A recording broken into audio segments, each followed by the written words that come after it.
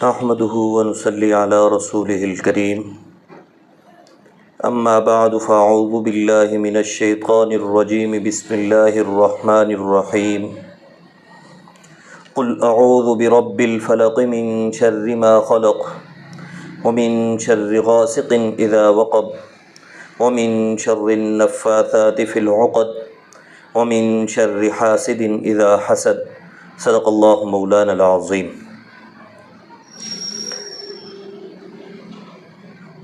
انسان کو نقصان دینے والی بعض چیزیں ایسی ہیں جو ظاہر ہیں، جس کے بارے میں ہر انسان جانتا ہے کہ یہ نقصان دینے والی ہے، اس سے فلاں سبب اختیار کروں گا تو محفوظ رہوں گا۔ بعض چیزیں ایسی ہیں جو نقصان دینے والی ہیں لیکن وہ ظاہر نہیں، چھپی ہوئی ہیں، ان سے اسباب کے درجے میں انسان محفوظ نہیں رہ سکتا۔ ان سے محفوظ رہنے کا طریقہ صرف ایک ہے کہ اللہ تبارک و تعالیٰ کی پناہ میں چلا جائے۔ تو سورہ فلق کے اندر اللہ تبارک و تعالیٰ نے 4 پوشیدہ چیزیں بیان کی جو انسان کو نقصان پہنچاتی ہیں اور دنیاوی اعتبار سے نقصان پہنچاتی ہیں، اور سورہ ناس کے اندر ایک چیز کو بیان فرمایا جو انسان کو پوشیدہ طور پر نقصان پہنچاتی ہے اور انسان کے دین کو نقصان پہنچاتی ہے۔ یہ 5 چیزیں مکمل ہیں جو پوشیدہ طور پر انسان کو نقصان پہنچاتی ہیں، 4 دنیاوی اعتبار سے اور 1 دینی اعتبار سے۔ سورہ فلق کے اندر پوشیدہ طور پر نقصان پہنچانے والی 4 چیزوں کو اللہ تبارک و تعالیٰ نے بیان کیا ہے۔ پھر سورہ فلق اور سورہ ناس، یہ دونوں صورتیں ایک ہی وقت کے اندر اکٹھی نازل ہوئی ہیں، اور ان کے نازل ہونے کا ایک سبب محدثین نے نقل کیا ہے، وہ یہ کہ مدینہ منورہ کے اندر لبید بن عاصم جو کہ یہودی تھا، اس نے اپنی بیٹیوں کے ساتھ مل کر نبی کریم صلی اللہ علیہ وسلم پر جادو کروایا۔ جادو حق ہے، حق کا مطلب یہ نہیں کہ ٹھیک ہے، حق کا مطلب یہ کہ ثابت ہے، ہو جاتا ہے۔ تو لبید بن عاصم نے اپنی بیٹیوں کے ساتھ مل کر نبی کریم صلی اللہ علیہ وسلم پر جادو کیا۔ نبی کریم صلی اللہ علیہ وسلم آرام فرما تھے، ایک فرشتہ سر کی جانب آ کر بیٹھا، دوسرا فرشتہ پاؤں کی جانب آ کر بیٹھا۔ سر کی جانب والا فرشتہ کہنے لگا کہ ان کو کیا ہے، دوسرا کہنے لگا ان پر جادو ہوا ہے۔ پھر سر کے جانب والے نے کہا کس نے کیا؟ پاؤں کی جانب والا کہنے لگا لبید بن عاصم نے کیا۔ پھر کس نے کیا؟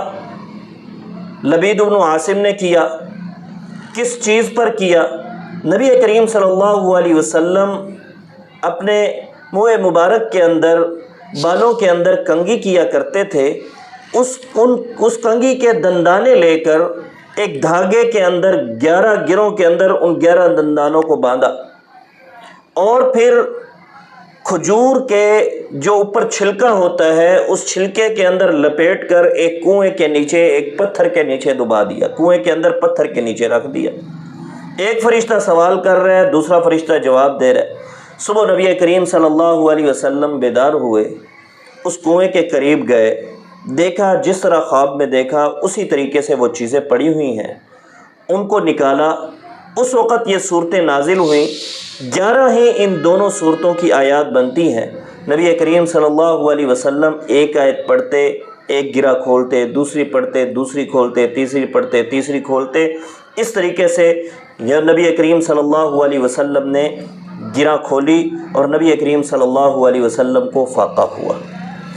یہاں پر بعض لوگ جو حدیث سے واقفیت نہیں رکھتے یا حدیث کا انکار کرتے ہیں یا ظاہری دلائل کو دیکھ کر فوراً اعتراض کرنے پر تل پڑتے ہیں، ان کا ایک اعتراض ہے کہ نبی کریم صلی اللہ علیہ وسلم پر جادو ہونا یہ نبوت کے منافی ہے۔ یہ کس طرح ہو سکتا ہے؟ اس لیے یہ واقعہ ٹھیک نہیں۔ اور وہ دلیل کے طور پر جو آیت پیش کرتے ہیں لا تفلح الساحرون، یہ دلیل کے طور پر آیت پیش کرتے ہیں۔ لیکن ایک ہے کسی چیز کا اثر اور ایک ہے اس کا نتیجہ۔ نبی کریم صلی اللہ علیہ وسلم پر جو جادو ہوا، جادو کا اثر ہوا، وہ نبی کریم صلی اللہ علیہ وسلم کی طبیعت پر اثر انداز ہوا کہ نبی کریم صلی اللہ علیہ وسلم نے ایک کام کیا ہوتا، بسا اوقات یہ بھول جاتے کہ کام کیا تھا یا نہیں کیا تھا، اتنا سا اثر تھا۔ باقی جو نبوت کی ذمہ داری کے کام ہیں اس میں کسی قسم کا خلل آیا ہو وہ نہیں آیا۔ پھر ایک چیز اثر انداز ہو، اس کو وہ کامیاب بھی ہو جائے، یہ دو الگ الگ چیزیں ہیں۔ اس کی مثال یوں سمجھیں، ایک شخص نے کسی دوسرے پر حملہ کیا لیکن حملے کے اندر دوسرا محفوظ ہو گیا، یہ دونوں چیزیں ثابت ہیں۔ حملہ ہونا بھی ثابت ہو سکتا ہے اور محفوظ ہونا بھی ہو سکتا ہے۔ اسی طریقے سے جادو کیا یہ بھی ہے، اور اللہ تبارک و تعالیٰ نے جادو کے ذریعے سے جو کچھ وہ کرنا چاہتے تھے ان کو کامیاب نہیں کیا، یہ بھی درست ہے۔ اور یہ بات قرآن مجید سے ثابت ہے۔ حضرت موسیٰ علیہ السلام کے مقابلے کے اندر جو شعبدہ‌باز جادوگر آئے، انہوں نے اپنی اپنی رسیاں ڈالی، جو جو چیزیں ان کے پاس تھی انہوں نے ڈالی، وہ سانپ بن گئے۔ تو اللہ تبارک و تعالیٰ نے فرمایا فَأَوْجَسَ فِي نَفْسِهِ خِيفَةً موسیٰ، موسیٰ علیہ السلام گھبرا گئے۔ اب یہ جو رسیاں ڈالی تھی، جادو کا یہ جو اثر تھا، اس کا کچھ نہ کچھ اثر حضرت موسیٰ علیہ السلام پر پڑا، لیکن وہ کامیاب نہیں ہوئے۔ کامیاب موسیٰ علیہ السلام ہوئے۔ اللہ تبارک و تعالیٰ نے فرمایا لا يفلح الساحرون۔ تو اثر کا ہو جانا اور چیز ہے، پھر اس میں کامیابی حاصل کر لینا جس وجہ سے جادو کرنے والے جادو کرتے ہیں، وہ الگ چیز ہے۔ تو لبید بن عاصم نے جادو کیا لیکن وہ اپنے جادو کرنے کے مقصد میں کامیاب ہوا، کامیاب نہیں ہوا، لیکن جادو کا اثر بظاہر تھوڑا سا ہوا۔ اللہ تبارک و تعالیٰ نے یہ دو صورتیں نازل فرمائی۔ اب ان صورتوں کے اندر اللہ تبارک و تعالیٰ نے کیا فرمایا؟ سورہ فلق کے اندر اللہ تبارک و تعالیٰ نے فرمایا قل اعوذ برب الفلق۔ اس صورت کا نام فلق ہے۔ اگر آپ قرآن مجید کے اوپر دیکھیں، آیاتہا کے ساتھ لکھا ہوا ہے 5، تو اس کی آیات 5 ہیں، اور آگے رکوع کے ساتھ لکھا ہوا ہے 1، رکوع 1 ہے۔ پھر سورہ فلق آگے مکیہ لکھا ہوا ہے، یہ مکی صورت ہے۔ ایک جانب 113 لکھا ہوا ہے کہ وضع کے اعتبار سے اس کا نمبر 113واں ہے، اور یہ وضع وہی وضع ہے جو لوح محفوظ کے اندر ہے۔ اور دوسری جانب 20 لکھا ہوا ہے، یعنی نزول کے اعتبار سے اس کا نمبر 20واں ہے کہ 20ویں نمبر پر نازل ہوئی۔ اللہ تبارک و تعالیٰ نے فرمایا قل، اے نبی آپ کہہ دیجئے اعوذ برب الفلق، میں صبح کے پروردگار کی پناہ لیتا ہوں۔ فلق کا معنی ہوتا ہے رات کی تاریکی کو پھاڑ کر دن کی روشنی کو نمودار کرنا۔ اس لفظ کی وجہ سے اس سورت کا نام سورہ فلق رکھا گیا۔ تو مطلب یہ کہ میں پناہ لیتا ہوں صبح کے پروردگار کی، جس نے رات کی تاریکی کو دور کر کے دن کو روشن کر دیا، اس پروردگار کی میں پناہ لیتا ہوں۔ کس چیز سے؟ من شر ما خلق، جو کچھ پیدا کیا اس کے شر سے، جو کچھ پیدا کیا اس کے شر سے، جو کچھ پیدا ہوا اس کے شر سے، یعنی مخلوق کے شر سے میں پناہ طلب کرتا ہوں۔ ہر مخلوق کے اندر خیر بھی ہوتی ہے، شر بھی ہوتا ہے۔ اب بسا اوقات شر پوشیدہ ہوتا ہے، بندے کو نہیں پتہ ہوتا، بندے کو بظاہر خیر نظر آ رہی ہوتی ہے۔ اس وجہ سے اللہ تبارک و تعالیٰ نے اس صورت کے اندر تعلیم عطا فرمائی کہ جب بھی صبح کا وقت ہو، اور رسول اللہ صلی اللہ علیہ وسلم صبح اور شام کے پہر اس صورت کو پڑھا کرتے۔ رات کو سوتے وقت اما عائشہ صدیقہ رضی اللہ تعالی عنہ فرماتی ہیں نبی کریم صلی اللہ علیہ وسلم پڑھ کر اپنے ہاتھوں کو پھوڑ کر اپنے جسم پر بھی اس کو ملا کرتے تھے۔ تو مخلوق کے اندر جتنا بھی شر ہے اس سے پناہ طلب کرتے ہیں، اللہ تبارک و تعالیٰ کی پناہ میں آتے ہیں، پہلی چیز۔ دوسری، وَمِن شَرِّ غَاسِقٍ اِذَا وَقَبَ، اندھیرے کے شر سے، اندھیرے کی برائی سے، اذا وقب، جب وہ چھا جائے۔ چاندنی رات ہو، پھر چاند بھی چھپ جائے، گھپ اندھیرا ہو جاتا ہے، بہت زیادہ اندھیرا ہو جاتا ہے۔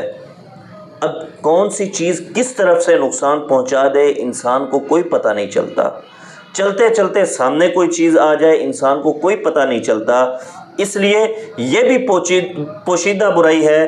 اس سے بھی اللہ تبارک و تعالیٰ نے تعلیم دی کہ رات کی تاریکی کے اندر، جب تاریکی انتہا کو ہو، اس وقت بھی کوئی چیز نقصان پہنچا سکتی ہے، اس سے بھی پناہ طلب کرو۔ تیسری چیز، وَمِن شَرِّ النَّفَّاثَاتِ فِي الْعُقَدِ، گروہ میں پھونک مارنے والیوں کی برائی سے۔ اب لبید بن عاصم کی بیٹیاں تھیں، انہوں نے ان گروہوں کے اندر پھونکے مار کر اور کنگے کے دندانے بیچ میں لگائے، تو یہ آیت بھی وَمِن شَرِّ النَّفَّاثَاتِ فِي الْعُقَدِ، گروہ میں پھونکے مارنے والوں کی برائی سے میں پناہ طلب کرتا ہوں۔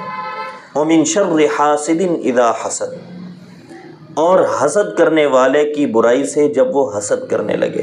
ایک ہے دل کے اندر کوئی خیال آ جانا، حسد کی کوئی بات آ جانا، اس کو زبان پر نہیں لاتا، اس حسد کو پورا کرنے کے لیے عمل نہیں کرتا، یہ حاسدن تو ہے، اذا حسد نہیں ہے، یہ انسان کے بس سے باہر ہے۔ لیکن جب انسان اس حسد کے مطابق عمل کرنا ہے، اس کو عملی جامہ بھی پہنانے لگ جائے، یہ نقصان دہ ہے۔ اللہ تبارک و تعالیٰ نے فرمایا مجھ سے پناہ طلب کرو۔